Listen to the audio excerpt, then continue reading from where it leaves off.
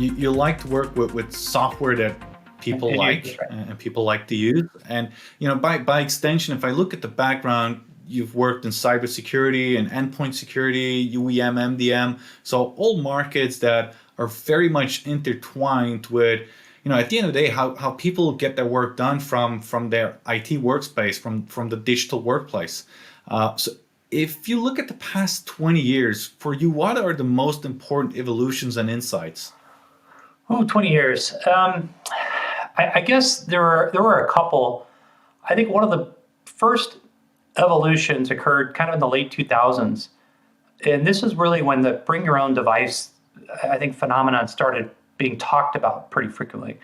Like 2008, 2009. It happened shortly after I went to McAfee.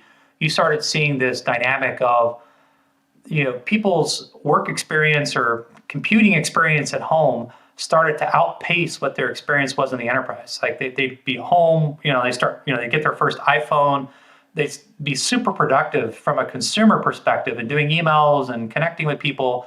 Then they go into the enterprise and feel like they're in a time warp, going back in time and feeling less productive and more hamstrung in that, desktop environment, And so in the late 2000s, this notion of, hey, how do we, start giving people the same end-user computing experiences that they had from a consumer perspective, but in the enterprise. And of course, in the enterprise, you had to layer in security, you had to layer in, compliance. And that's, of course, like I said, how all these things that I've worked on have kind of intertwined is, all of these things started mattering and how do I replicate that consumer experience in the enterprise? And so that was probably the biggest, the first in the last 20 years that I can think back to.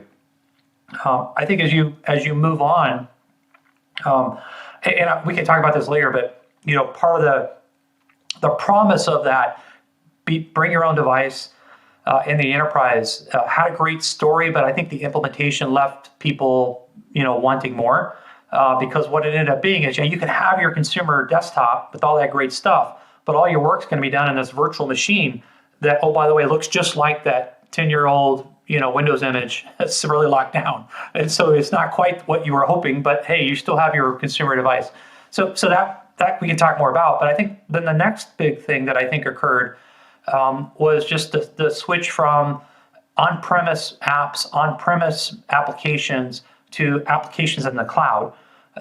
And people saying, hey, instead of building big data centers and all the CapEx that's involved in that, I'd rather start running these things in my own private version of a cloud running on Amazon or Azure or Google or Oracle or IBM, whatever. So that was another big phenomenon, and that of course had a big shift in terms of enterprise IT. And I guess a third one I'll pick on, which is kind of a continued evolution of that, is that now your applications are more and more in the cloud, and you started dealing with a younger generation of workers. You started wanting to enable them to work wherever they are. And so that's probably the biggest dynamic we've seen. And COVID kind of has, I think, amplified this and accelerated. I mean, it was happening before, like this work anywhere, anytime, any place has been going on for 20 years. But COVID just accelerated it massively.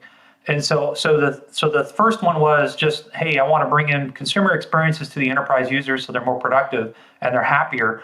The second was the shift to the cloud. And the third is, okay, now your apps are more in the cloud and you've got a users as distributed. Let's allow people to work from home, work from anywhere. Those would probably be the biggest three.